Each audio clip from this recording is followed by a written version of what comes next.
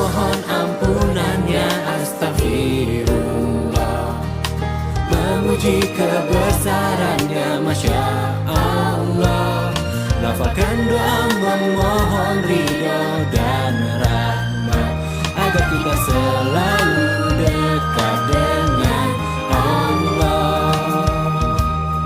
Di setiap hembusan nafasmu sertakan doa yang mengiringi langkah menuju.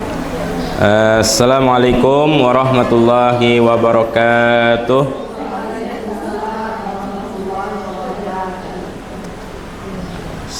Alhamdulillah wassalatu wassalamu ala rasulillah wa ala alihi wassuhbihi man wala. Rabbana zidna ilma warzuqna fahma. Allahumma rzuqna fahman nabiyyin wa hifdzal mursalin wa ilhamika wa ilhamil malaikatil muqarrabin.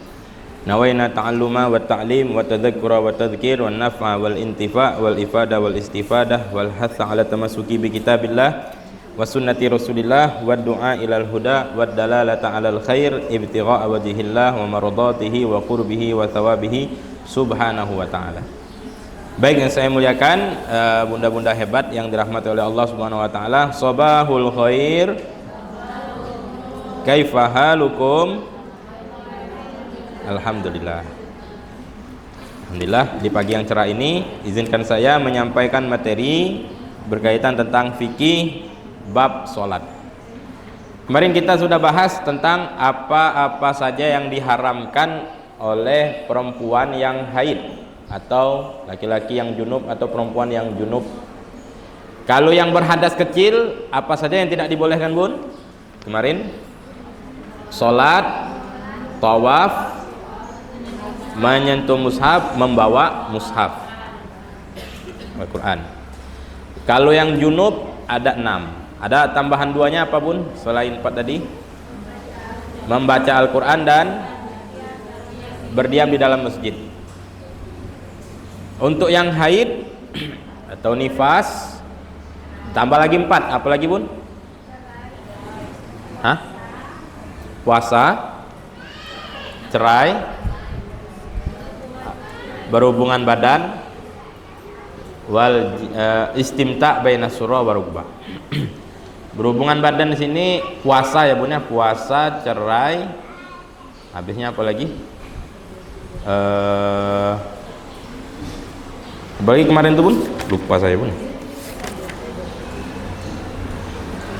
Ya,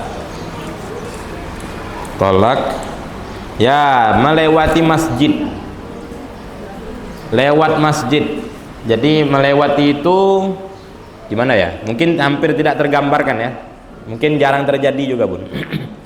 Perempuan lewat masjid, melewati dalam masjid, ya, Bun, ya.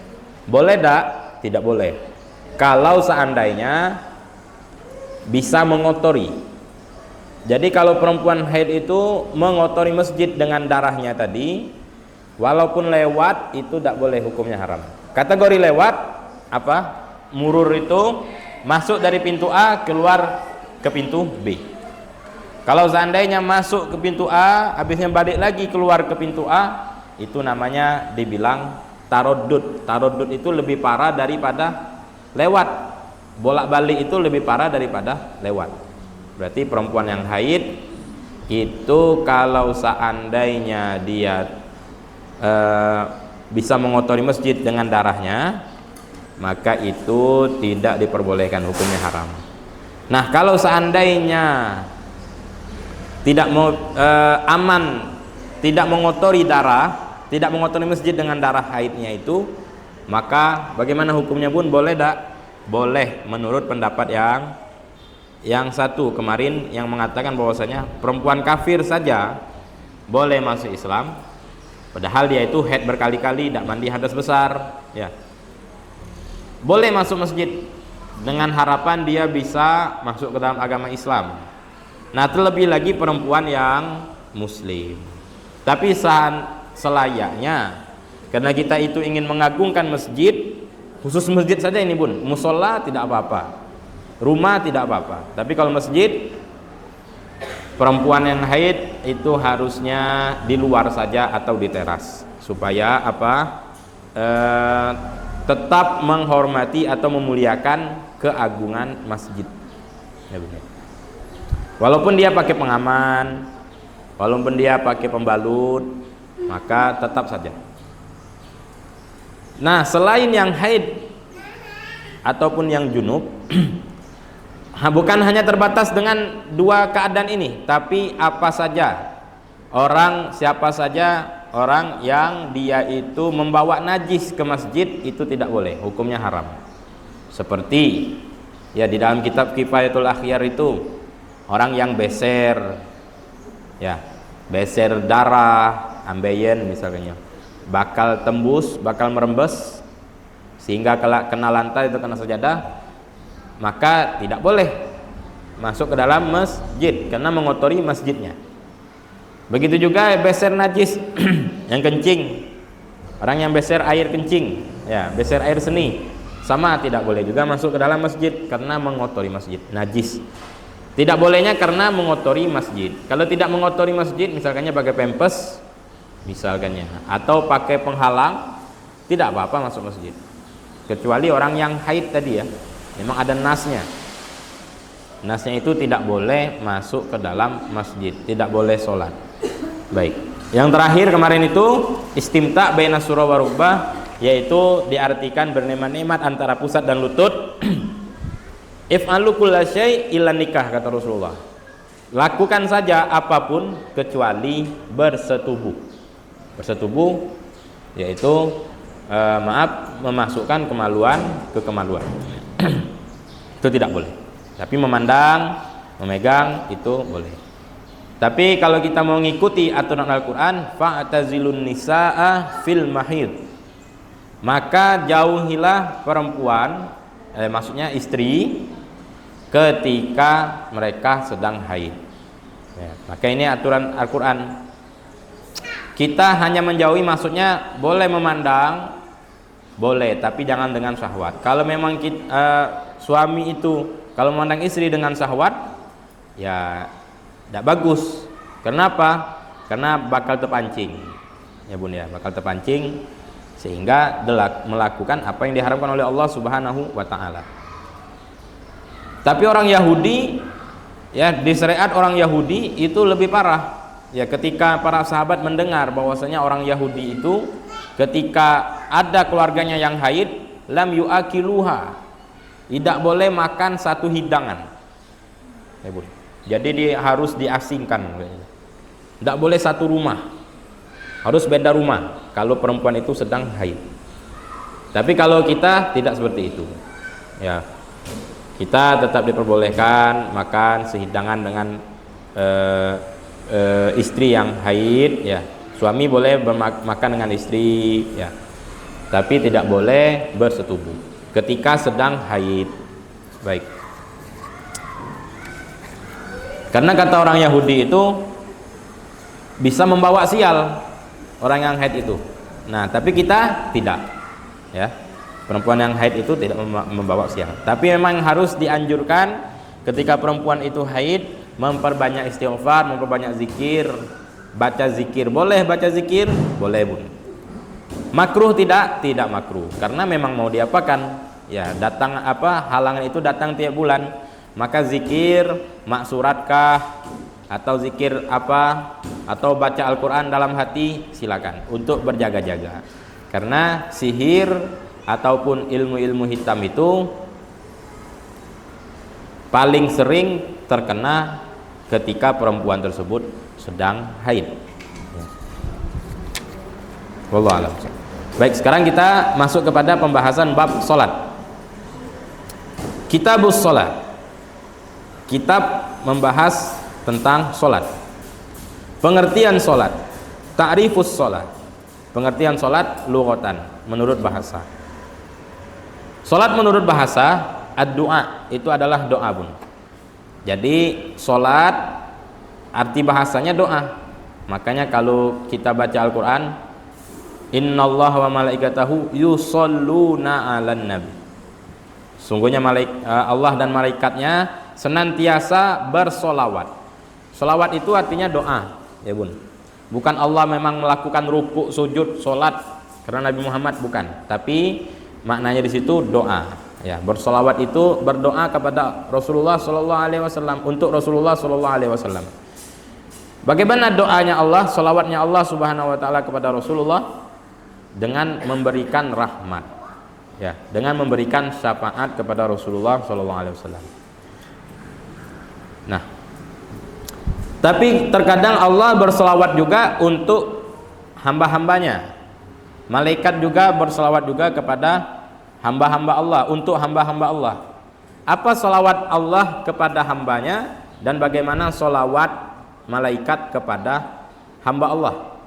Kalau solawat Allah kepada hambanya, di dalam hadis disebutkan innallaha wa malaikatahu yusholluna ala saffil muawwal au kama qala. Sungguhnya Allah dan para malaikat itu bersolawat kepada makmum yang ada di shaf pertama. Ada beberapa hadis yang menyatakan Allah itu bersolawat dan malaikatnya bersolawat untuk hambanya, untuk hamba Allah Subhanahu Wa Taala. Nah, solawat dari Allah ialah rahmat, cucuran rahmat dari Allah Subhanahu Wa Taala. Satu saja rahmat yang kita dapatkan, kita aman dari azab Allah Subhanahu Wa Taala. Ya, bagaimana kalau sudah satu solawat yang kita ucapkan kepada Nabi Muhammad dibalas 10 rahmat? Maka 10 rahmat di sini adalah 10 kesusahan, 10 kegelapan, 10 kegalauan dan lain sebagainya. Allah berikan kepada kita 10 rahmat, 10 ya, ketenangan hati, 10 apalagi jalan keluar dan lain sebagainya. Berkat kita bersalawat kepada Rasulullah Shallallahu Alaihi Wasallam. Nah, malaikat bersalawat untuk hamba Allah, yaitu dengan meminta ampun kepada Allah untuk hamba Allah tersebut. Jadi yang shaf pertama dapat istighfarnya malaikat untuk kita, dapat rahmat Allah Subhanahu Wa Taala. Kalau yang perempuan boleh tak Ustaz? Dapat juga tak? Dapat juga, tapi di barisannya, ya. Jadi perempuan itu sholat di masjid atau di musola pakai tirai, boleh. Bagaimana cara mengetahui dia berjamaah dengan imamnya? Dengan apa? Dengan melihat shaf depannya ataupun mendengar suara imam. Ya Bun ya. Baik, itu seputar tentang doa. Jadi sholat itu menurut bahasa adalah doa yang baik. Tapi menurut syariat, nah ini yang penting kita harus ketahui. Menurut syariat apa sholat itu? Aqwalun wa af'alun muftatahatun bitakbir wa muhtatamatun bitaslim ghaliban. Sholat itu kalau menurut syariat ialah ucapan-ucapan, perbuatan-perbuatan yang mana diawali dengan takbir dan diakhiri dengan salam. Biasanya kita kalau sholat kan takbir Bun, pertama tuh Bun, terakhirnya apa Bun? Salam. Mau sholat fardu, mau sholat sunnah. Tapi ghaliban, lumrahnya begitu. Berarti ada yang sholat tapi tidak kayak gitu, ada yang sholatnya tanpa ucapan, hanya perbuatan saja. Ya Bun, siapa itu Bun?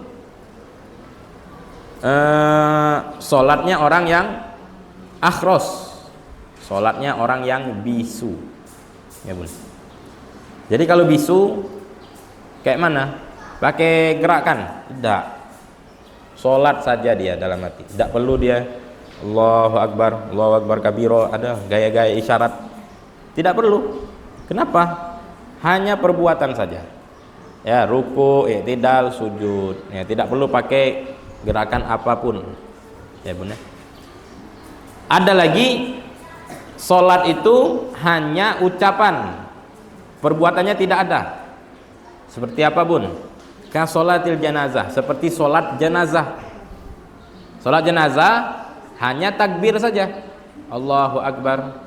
Apa hukum angkat tangan pas sholat jenazah Bun? Sunnah. Kalau ada orang sholat jenazah, Allahu Akbar, Allahu Akbar, ya takbir dia saja 4 kali. Nah itu saja rukunnya. Ngangkat tangan itu tidak rukun. Takbir rukun, tapi ngangkat tangan tidak. Berarti sholat jenazah itu hanya ucapan saja, tidak ada perbuatannya. Baik.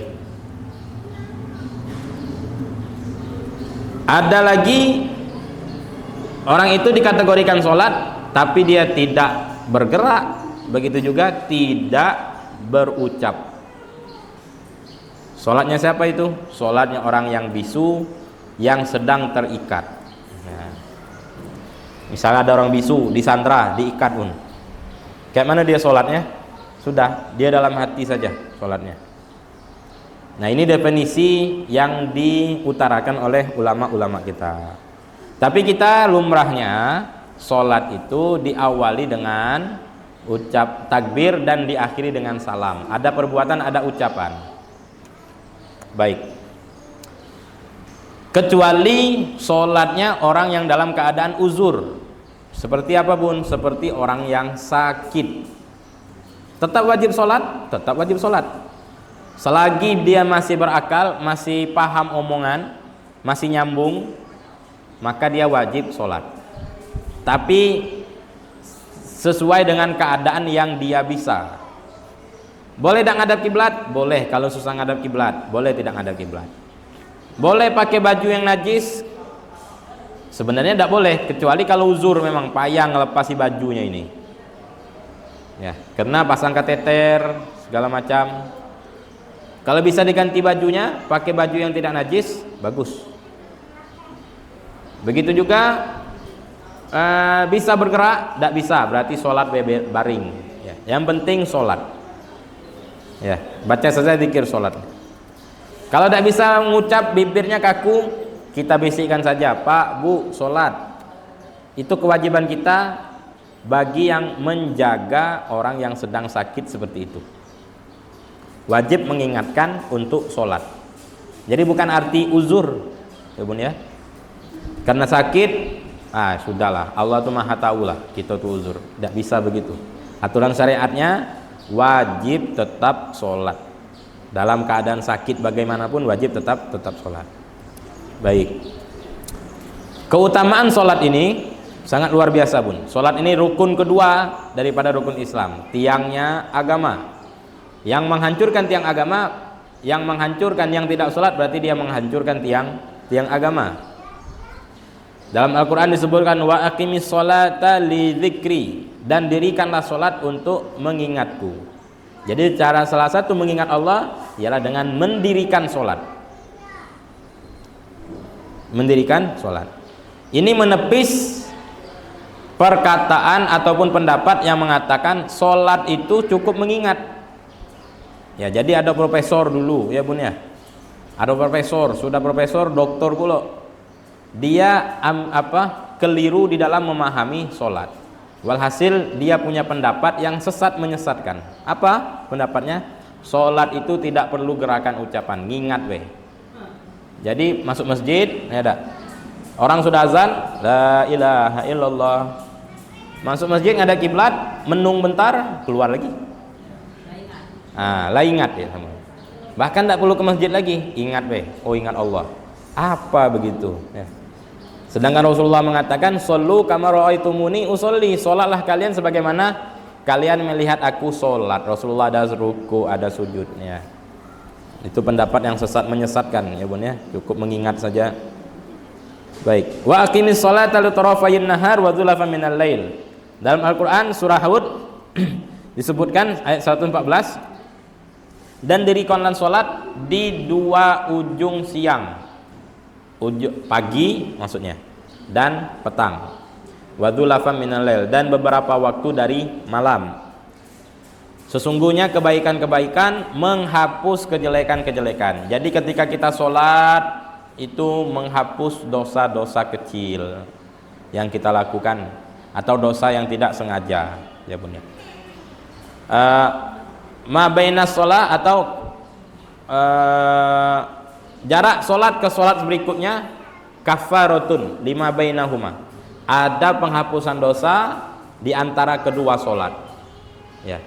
idza jtunibatil kabair, kalau seandainya orang tersebut menjauhi dosa besar, maka dosa-dosa kecil dihapuskan dengan kebaikan-kebaikan, sedekah, nolong orang, ya, sholat berjamaah, begitu juga melakukan kebaikan-kebaikan itu menghapus dosa-dosa. Dalam Al-Quran disebutkan innal hasanat yudhibnas sayiat, ya, dzalika dzikra lidzakirin. Kata Rasulullah SAW bersabda, sesungguhnya hamba itu innal abda idza qama fis shalah futihat lahu abwabul jinan. Sesungguhnya seorang hamba ketika mendirikan sholat dibukakan baginya pintu-pintu surga. Berarti sholat ini merupakan jalan menuju surga. Ada influencer, ada seorang artis. Sebenarnya kalau artis itu tidak paham agama, tidak bisa diambil omongannya, Bun. Yang mentang-mentang kita ngefans sama artis, ya semua orang yang terkenal, kita makan mentah-mentah ucapannya. Terkadang mereka itu menyelewengkan, tidak paham syariat, ngomong syariat, sehingga pengikutnya, wah betul kata ini, betul kata si fulan. Jadi nyari agama dengan orang yang paham agama. Mereka bilang, ada satu orang artis mengatakan, dia ini walhasil ingin membela pendapatnya yang mengatakan bahwasanya memakai jilbab itu, menutup aurat itu tidak wajib. Jadi kata abah saya dulu, kata dia, kita itu tidak dituntut, walhasil hasil akhir dari sekian tambah sekian itu 10. Allah itu tidak nuntut kita, ya, untuk 10 itu dihasilkan dari 5 tambah 5. Itu saja, bukan begitu. Bisa 28 tambah 8, 7 tambah 3, kata dia. Jadi kita banyak cara untuk menggapai ridho Allah Subhanahu wa taala. Kira-kira kalau sepintas omongannya benar enggak, Bun? Benar omongannya, tapi ada maksud yang diselewengkan. Apa? Dia mau menyelewengkan bahwasanya mencari ridho Allah itu beberapa maksiat kita lakukan tidak apa-apa. Penting kita tetap melakukan kebaikan lainnya. Tapi maksiat ini biarkan, karena banyak jalan menggapai ridho Allah Subhanahu wa taala. Sejatinya ridho Allah itu digapai kalau kita menjauhi maksiat. Menjauhi apa yang diharamkan oleh Allah Subhanahu wa taala, itulah cara menggapai ridho Allah. Ya. Bukan berarti menjalankan yang haram tidak apa-apa lah. Maling tidak apa-apa, ya, maling tidak apa-apa. Penting ada sedekah 10% dari hasil maling. Ya tidak bisa begitu, ya Bun ya. Na'udzubillah min dzalik. Bukan masalah pakai jilbab wajib, menutup aurat wajib. Mau pakai kain, mau pakai hordeng, tidak apa-apa. Penting jangan nampak rambut, kan begitu kira-kira itu. Jadi sholat membuka pintu-pintu surga, ya. Wastaqbalat hurul ain, dan dia akan didekati dengan bidadari surga. Nah, kata kalau perempuan berarti ada bidadara? Tidak. Bidadari itu untuk laki-laki, tapi yang perempuan jangan kecil hati. Suaminya yang soleh yang akan menjadi, ya, temannya nanti di akhirat, ya begitu. Nah, satu itu sudah mewakili semua bidadara, ya Bun ya, insyaallah. Tapi perempuan jangan berkecil hati mentang-mentang yang laki-laki dapat bidadari, kami pokoknya harus dapat juga. Tidak bisa. Maksudnya bukan tidak bisa, ya minta saja sama Allah Subhanahu wa taala. Karena perempuan itu dia akan bersama dengan suaminya yang soleh, yang terakhir dia nikahi, ya Bun ya. Kalau suaminya itu masuk surga, suaminya yang terakhir dia nikahi itulah yang menjadi temannya.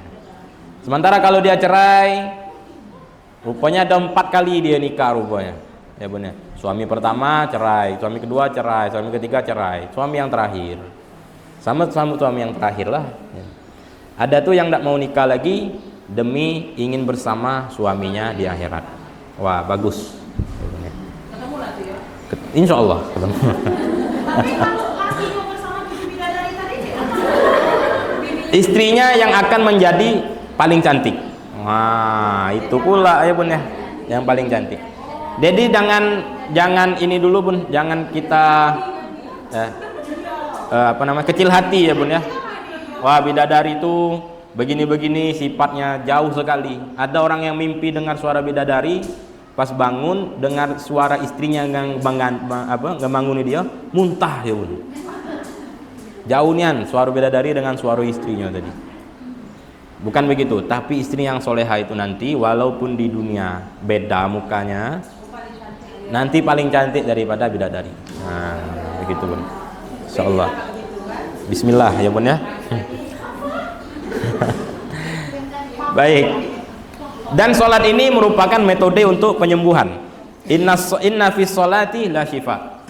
Sesungguhnya dalam sholat itu ada kesembuhan. Mau sholat fardu, mau sholat sunnah, semuanya merupakan cara untuk menyembuhkan diri kita dari frustasi, dari masalah-masalah, dari penyakit-penyakit. Maka sholat bisa menjadi solusi untuk kita. Berapa banyak? Ya kisahnya itu dulu saya baca di Al-Kisah, ada majalah Al-Kisah. Itu ada orang yang lumpuh total. Tapi ketika dia senantiasa tahajud sholat malam, subhanallah sembuh penyakit lumpuhnya atas izin Allah subhanahu wa ta'ala. Baik. Dan sesungguhnya sholat itu, apa kata Rasulullah sallallahu alaihi wasallam, innal abda idza qama yusalli utiya bidunubihi fawudi'at ala ra'si. Sesungguhnya orang yang sholat itu, maka seolah-olah dosanya dikumpulkan, diletakkan di atas kepalanya. Ya, di atas kepalanya. Au ala atikihi, atau di atas pundaknya. Fakullama raka'a au sajada tasaqatat anhu. Ketika dia ruku, setiap kali dia ruku, setiap kali dia sujud, maka berjatuhanlah dosa-dosa tadi. Masya Allah. Sehingga selesai sholat, suci kembali diri kita. Ya, benar. Tapi kalau habis sholat ghibah lagi, ya nambah lagi. Ya, benar. Susah, ya benar. Dan sholat ini pun kewajiban yang paling afdolnya kewajiban. Dan pahala sunnah yang paling besar ialah sholat sunnah. Pahala kebaikan-kebaikan yang sunnah itu yang paling besar pahalanya ialah sholat sunnah. Kefarduan yang paling banyak pahalanya, kewajiban yang paling banyak pahalanya ialah sholat fardu, sholat wajib. Baik. Ada yang ingin ditanyakan? Ini pengertian tentang sholat ya bun ya. Kemudian ada titipan pertanyaan dari hadirin juga.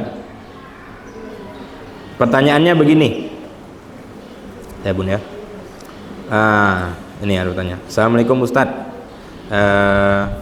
Ingin bertanya dari pertanyaan anak saya tentang penciptaan bumi dan manusia Ustadz. Awalnya sempat tidak disetujui oleh malaikat karena dikhawatirkan akan terjadi kerusakan dan pertumpahan darah. Jadi anak saya bertanya, apakah malaikat sudah tahu duluan apa yang akan terjadi atau bagaimana Ustadz? Baik. Jadi anak ini subhanallah, anak kita ya, murid-murid Nurul Ilmi ini terkadang mereka mentadabburi ayat Al-Quran sehingga ketika baca wa idz qala rabbuka lil malaikati inni ja'ilun fil ardi khalifah. Dan tatkala berfirman Tuhanmu kepada para malaikat, sesungguhnya aku ingin menciptakan pemimpin atau khalifah di muka bumi. Kata para malaikat, ya Allah, apakah engkau akan menciptakan makhluk yang akan membuat kerusakan di muka bumi? Akhirnya anak ini punya insting, dia punya pendapat. Loh, kok malaikat tahu? Apakah malaikat itu tahu apa yang akan terjadi di muka bumi? Ternyata tafsirnya, kalau yang saya baca dari tafsir Baghawi, banyak di kitab tafsir yang lainnya, bahwasanya sebelum Allah menciptakan manusia, Allah itu telah terlebih dahulu menciptakan jin dan malaikat. Adapun malaikat Allah ciptakan di langit, adapun jin Allah letakkan di bumi.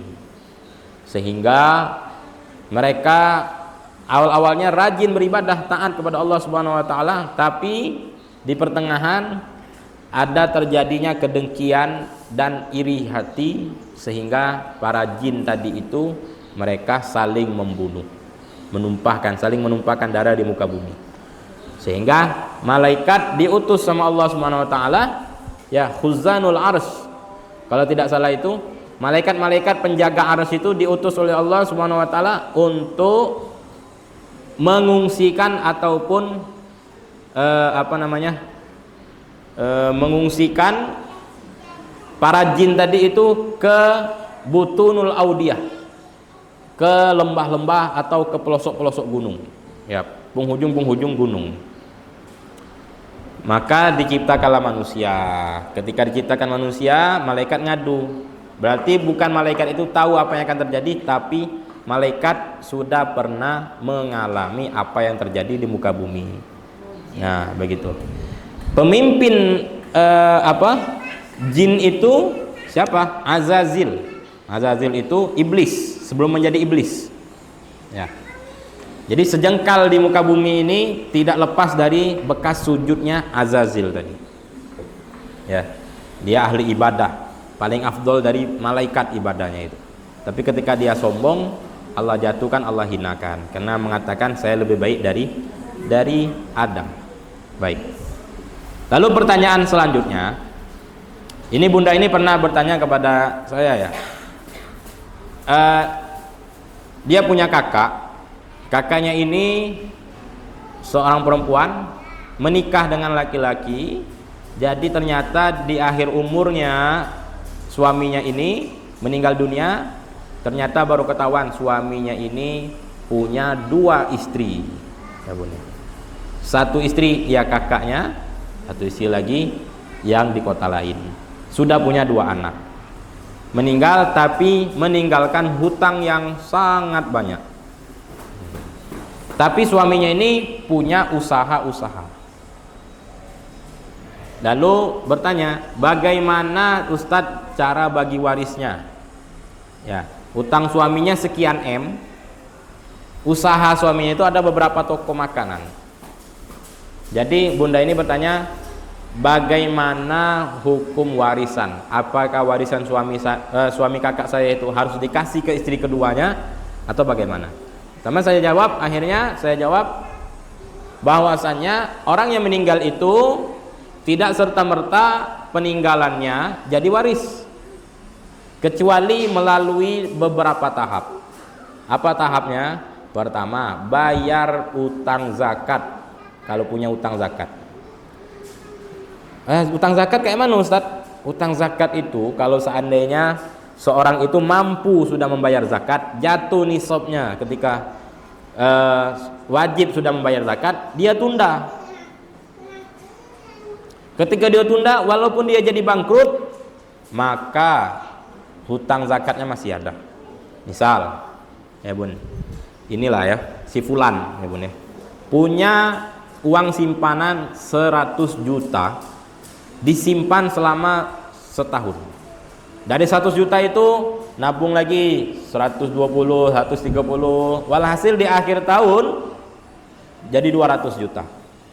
Maka dia harus keluarkan 2,5% dari 200 juta. 2,5% dari 200 juta. Tapi dia tidak mau. Akhirnya walhasil dia pakai duitnya tadi untuk modal, padahal ini sudah setahun sudah wajib zakat, untuk modal, bangkrut. Maka si fulan tadi masih ada dia kewajiban zakat walaupun dia sudah bangkrut. Kenapa? Karena dia menunda-nunda zakatnya. Nah, kalau si mayit yang meninggal ini tadi seperti itu, maka bayar dulu hutang zakat. Oh, ternyata alhamdulillah hutang zakat tidak ada. Hutang dengan sesama manusia. Mau utang sama orang kafir pun, mau utang dengan pinjol pun tetap dilunasi. Mau hutangnya dengan peribahan tetap dilunasi. Baik. Ternyata tidak ada utang selain utang dengan bank, ya. Maka belum boleh dibagi waris. Ternyata tidak ada warisan kecuali toko-toko tadi, Ustadz. Ternyata toko tadi menghasilkan enggak? Menghasilkan. Maka wajib mencicil sampai lunas sekian M tadi. Ya, kesepakatan dengan bank mau berapa bulan, mau berapa tahun. Nah, kalaulah sudah dicicil selesai sampai 8M, sampai sekian M tadi, 8M. Adalah tersebut pula ini. Maka barulah bagi waris. Ternyata toko tadi ada 3 atau 4. Ya. Toko tadi hasilnya dipakai untuk melunasi utang yang 8M tadi. Ketika sudah lunas, barulah sesudah utang sama manusia, yang terakhir sebelum bagi waris apa? Membayar perlengkapan jenazah, pemakaman. Ya, bagi jenazah tersebut, kain kafannya, gaji tukang gali kuburnya, basang pedapuran panglo ya Bun ya, panglong. Kata orang Jambi itu panglong. Kayu untuk tatakan di kuburan itu. Batu nisan tidak wajib. Ya, jadi boleh tidak ngambil dari warisan. Sama pedapuran tidak wajib juga. Tidak boleh diambil dari waris, dari harta waris, tidak boleh. Tapi kalau perlengkapan gali kubur, jenazah, pemakaman jenazah, kafannya, ngaji tukang yang mandiin, itu dari duit waris. Adapun pedapuran dengan batu nisan itu tidak boleh ngambil dari duit waris kecuali ahli waris setuju semua. Walhasil sudah selesai, tinggal lagi hutang sama bank. Dilunaskan, sudah selesai, maka toko-toko tadi masih ada, tidak boleh dibagi-bagi. Toko 1 milik si A, toko 2 milik si B, toko C milik si C, ya tak? Toko D milik si D, tidak boleh. Kecuali toko-toko tadi itu dihargai, ya Bun ya, dinominalkan. Kira-kira berapa toko tadi? Walhasil ternyata toko A ini karena di pinggir jalan, harganya sekarang di daerah itu sekitar 400 juta. Maka kalau mau dibagi tokonya, yang mau ngambil toko tadi harus bayar 400 juta.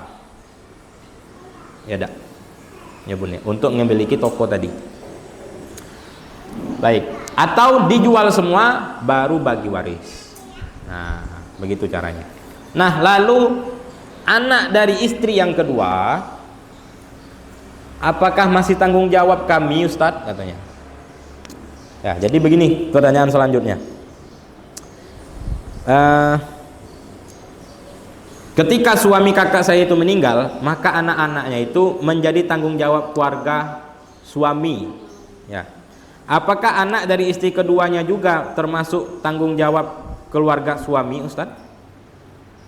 Nah, jadi ketika seorang perempuan itu menjadi janda, anaknya juga menjadi yatim, maka tanggung jawab siapa? Sebenarnya kewajiban untuk menafkahi itu tidak ada dari dulur-dulurnya ataupun dari dari keluarga suami. Tidak ada tanggung jawab, hanya saja belas kasih. Ya. Bagaimana si janda tadi? Ya dia harus mencari solusi sendiri. Bukan malah ngelempar anaknya, ini anak dari suami aku, keluarga suami aku yang nanggung. Tidak boleh begitu. Perempuan yang berusaha untuk menafkahi anaknya itu pahalanya lebih besar. Keringat yang dikeluarkan itu bernilai pahala di sisi Allah Subhanahu wa taala. Jadi bukan berarti karena dia menjadi janda, anak-anaknya dilempar ke keluarga suami, ya. Anaknya pun kalau dalam Islam, seorang anak itu kalau sudah baligh, dia wajib mencari sendiri. Ya Bun ya.